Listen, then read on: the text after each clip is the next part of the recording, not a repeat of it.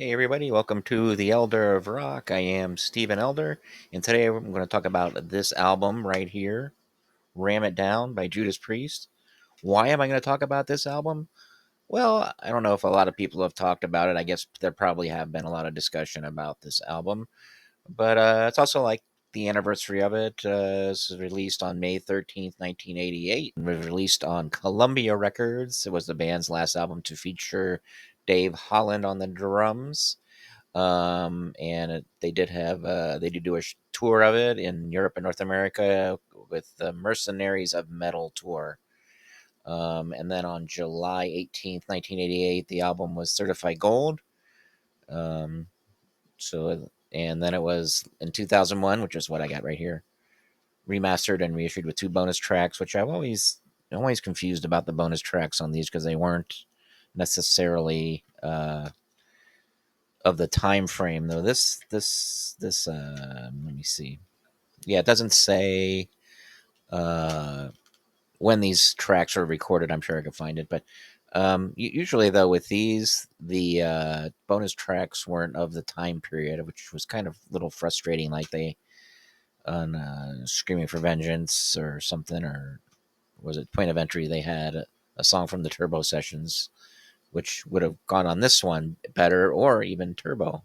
So then in 1986, Priest had intended to release a double album called Twin Turbos, which half would consist of like the melodic stuff that you got on Turbo, the more commercial stuff, and then another would be like more of the hard rock, heavier stuff, less of the synths in it, kind of songs. But Columbia Records really didn't want to do that, and so they split it into two separate albums. Uh, with Turbo, and then they did the live album. Then they put this one out, so they did really split it up. And then Turbo, at least four songs: "Ram It Down," "Hard as Iron," "Love You to Death," and "Monsters of Rock" were written for the Twin Turbos project. And then "Ram It Down" would be also the final time in 30 years at that time with producer Tom Malam. I always don't know if I'm saying that right. Just like the way it rhymes, Tom Malam. But he would later come back to produce the 2009 Touch of Evil album and the live album. And then he would then in 2018 he would co-produce Firepower.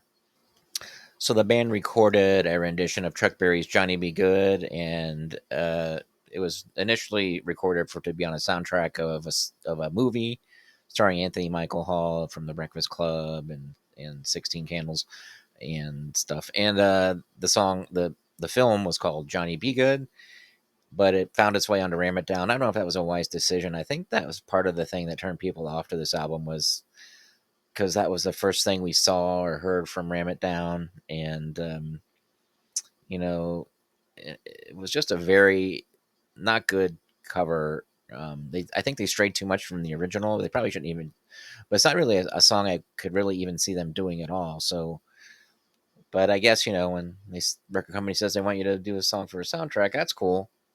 But yeah, they I think that, though, putting it on the album, I get it. I guess they had to, sort of, but it wasn't really, I think, a good choice. They don't really, like I said, do a good version in the video with the video with the clips from the movie in it, which wasn't, I understand, not a good movie. I don't remember seeing it. That also movie has starred Robert Downey Jr. and Uma Thurman, so there's that.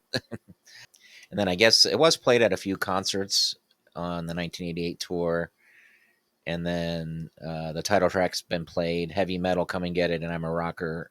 Um, and then I guess the only songs really that they've played since then are "I'm a Rocker." They played on the 2005 Retribution tour, and then they did it "Blood Red Skies" on the Epitaph tour, and then 2021 and 2022 Heavy Metal Years tour. I guess they did it as well.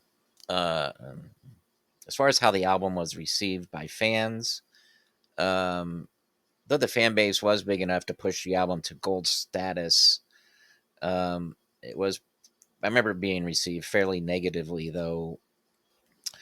AllMusic's Steve Huey argued that despite the band's conscious attempt at delivering a straight ahead, much more typical Priest album compared to the Turbo, The album generally sounds like it's on autopilot and it lacked personality and pretty lackluster songwriting, and too polished mechanical sounding production. I kind of agree with that. That's probably one thing that is another drawback of the album is that kind of really mechanical. I don't know really how much Dave Holland drummed on this. It sounds a lot of it sounds very drum machine, very programmed.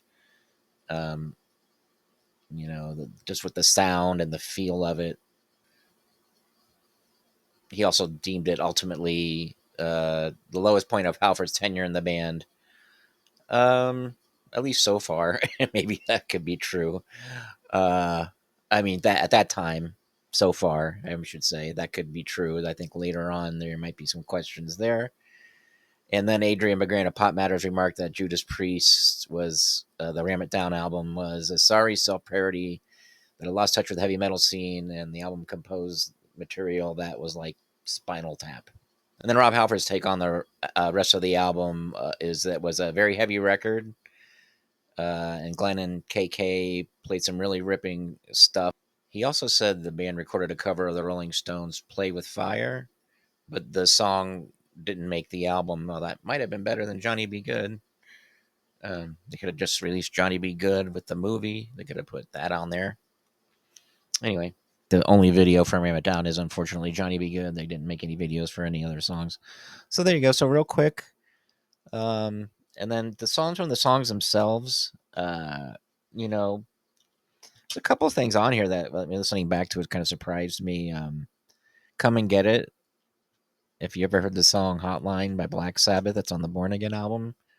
That's a pretty close ripoff to that riff there, that if you know what I'm talking about. And then Hard as Iron sounds like a precursor to Leather Rebel, which was on Painkiller. So it's got some double bass in it going all through the song. And there was quite a few double bass songs in here. Unfortunately, they're drum machine double bass. So they're just kind of got that mechanical feel.